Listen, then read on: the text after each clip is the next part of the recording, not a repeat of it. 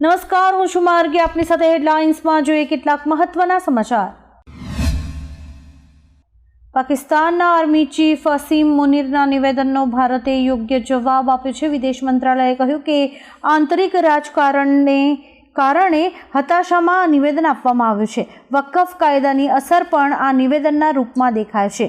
કોઈ વિદેશી વસ્તુ ગળાની નસ કેવી રીતે હોઈ શકે? જમ્મુ અને કાશ્મીર ભારતનો એક કેન્દ્ર શાસિત પ્રદેશ છે અને પાકિસ્તાને શક્ય તેટલી વહેલી તકે POK ખાલી કરવું જોઈએ. રાજ્યમાં કાળઝાળ ગરમી પડી રહી છે. ગરમી વધતા અમદાવાદની શાળાનો સમય સવારનો કરવા આદેશ આપવામાં આવ્યો છે. અમદાવાદમાં ગરમીનો પારો 42 ડિગ્રીને પાર પહોંચ્યો છે. ત્યારે સ્કૂલ્સમાં અભ્યાસ કરતા વિદ્યાર્થીઓ માટે અમદાવાદ શહેર DEO દ્વારા મહત્વનો નિર્ણય લેવાયો છે. 12 વાગ્યા બાદ સ્કૂલ ચાલુ હોય તો તેની સામે કાર્યવાહી કરવામાં આવશે. બીજી તરફ રાજકોટની શાળાઓમાં 8મી એપ્રિલથી જ સવારનો સમય કરવાનો આદેશ કરાયો છે. અબડાસામાં આવેલા સાંઘી સિમેન્ટ એકમમાં 250 કર્મચારીઓ હડતાળ પર છે. આ એકમ અત્યારે અદાણી દ્વારા સંચાલિત કરવામાં આવે છે. 250થી વધુ કર્મચારીઓએ સવારથી જ ટૂલ ડાઉન કરી કામકાજ બંધ કરી દીધું છે. કર્મચારીઓનો આરોપ છે કે કંપની દ્વારા કર્મચારીઓને ગેરકાયદેસર રીતે છૂટા કરવામાં આવ્યા છે અને બદલી પણ કરાઈ છે. તેઓએ જણાવ્યું છે કે પ્રશ્નનો ઉકેલ નહીં આવે ત્યાં સુધી તેઓ લડત ચાલુ રાખશે. દેશના ઘણા રાજ્યોમાં વરસાદ પડી રહ્યો છે, જ્યારે ઘણા રાજ્યો ગરમીનો સામનો કરી રહ્યા છે. આ ગરમીનો સામનો કરતા રાજ્યોમાં રાજસ્થાન, ગુજરાત, મધ્યપ્રદેશ, તેલંગાણા અને અન્ય રાજ્યોનો સમાવેશ થાય છે. તેલંગાણાના 28 જિલ્લાઓમાં ઓછામાં ઓછા 15 દિવસ સુધી લૂ રહેવાની આગાહી કરવામાં આવી છે. સરકારે લૂને આપત્તિ જાહેર કરી છે. ગરમીને કારણે મૃત્યુ પામેલા લોકોના પરિવારને 4 લાખ રૂપિયાનું વળતર આપવાની પણ જાહેરાત કરાઈ છે. AMCના 28 સ્વિમિંગ પુલમાં 75 કોચની ઘટ હોવાનું સામે આવ્યું છે. શહેરમાં AMC સંચાલિત 14 નાના અને 14 મોટા સહિત કુલ 28 સ્વિમિંગ પુલ આવેલા છે, પરંતુ AMC સંચાલિત સ્વિમિંગ પુલ્સમાં 75 કોચની ઘટ જોવા મળી રહી છે. ભર ઉનાળે સ્વિમિંગ શીખવા આવનારને સ્વિમિંગ શીખવવા માટે તાલીમ આપવા માટે પૂરતી સંખ્યામાં કોચ જ નથી. આમ AMC સંચાલિત સ્વિમિંગ પુલ્સમાં ખાટલે મોટી ખોટ જોવા મળી રહી છે. વડોદરામાં ટ્રાફિકના નિયમોનું ચુસ્તપણે પાલન કરાવવા માટે ટ્રાફિક પોલીસે કમર કસી છે. આ સાથે જ નિયમોને નેવે મૂકતા તત્વો સામે લાયસન્સ રદ કરવાની પ્રક્રિયા પણ હાથ ધરાઈ છે, જેના કારણે લોકોમાં ભય ફેલાયો છે. વડોદરા પોલીસ દ્વારા ટ્રાફિકના નિયમોનું સખ્તાઈપૂર્વક પાલન કરાવવા માટેની આ સૌથી મોટી કાર્યવાહી હોવાનું જાણવા મળી રહ્યું છે. પોલીસે કુલ 106 ચાલકોના લાયસન્સ રદ કર્યા છે. સાઉથના સુપરસ્ટાર યશની મોસ્ટ અવેટેડ ફિલ્મ KGF અંગે એક મોટી અપડેટ આવી છે. KGFનો 3જો ભાગ ટૂંક સમયમાં રિલીઝ થઈ શકે છે. તાજેતરમાં સુપરસ્ટાર યશે તેની ફિલ્મ KGF ચેપ્ટર 2ની 3જી વર્ષગાંઠની ઉજવણી કરી.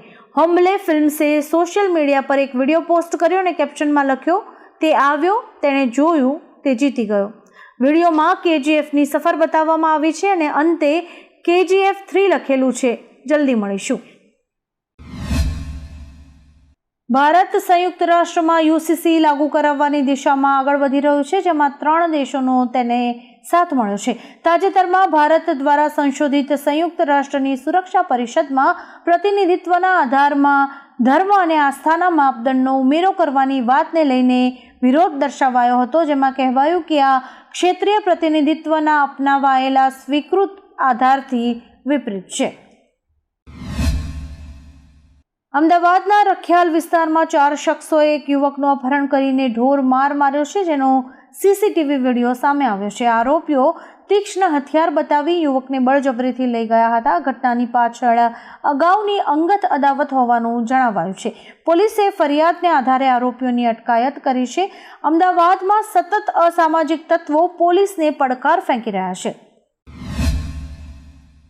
બંગાળના મુર્શિદાબાદમાં હિન્દુઓની હાલત કફોડી બનતી જાય છે, ત્યારે ત્યાંના તૃણમૂલ કોંગ્રેસના સાંસદ યુસુફ પઠાણને એક જાગૃત નાગરિક દ્વારા તેમના નિવાસસ્થાનેથી બહાર કાઢીને પટ્ટી બાંધીને વિરોધ કર્યો હતો. તેમનું કહેવું છે કે યુસુફ પઠાણે સાંસદ તરીકે શાંતિ માટે આગળ આવવું જોઈએ અને તે માટે નિવેદન પણ આપવું જોઈએ.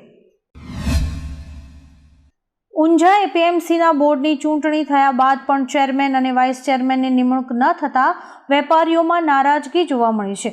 બુધવારે મળેલી બેઠકમાં હોબાળો થયો અને પ્રશ્નોનો ઉકેલ ન આવે તો માલની ખરીદ વેચાણ અંગેની પ્રક્રિયા બંધ રાખવાની ચીમકી ઉચ્ચારાઈ છે. પ્રશ્નો ઉકેલાવાની ખાતરી અપાતા મામલો થાળે પડ્યો હતો. યાર્ડમાં વહીવટ મુદ્દે ભાજપના આંતરિક વિવાદને કારણે વેપારીઓ હવે મુશ્કેલી ભોગવી રહ્યા છે. દિલ્હીમાં આપના નેતા દુર્ગેશ પાઠકના નિવાસ સ્થાને સીબીઆઈએ વિદેશી ફંડિંગ નિયમો ભંગના આરોપ હેઠળ દરોડા પાડ્યા છે. આ રેડ તેમને ગુજરાત વિધાનસભા ચૂંટણી 2027ના સહપ્રભારી બનાવ્યા તે બાદ પડી છે. આપે આ કાર્યવાહીને ભાજપનું રાજકીય કાવતરું ગણાવ્યું છે અને કહ્યું કે ભાજપ ગુજરાતમાં વધતા આપના પ્રભુત્વથી ચિંતિત છે, તો સીબીઆઈએ આ દરોડા પાછળ વિદેશી ફંડિંગ નિયમોના ભંગની તપાસનો ઉલ્લેખ કર્યો છે.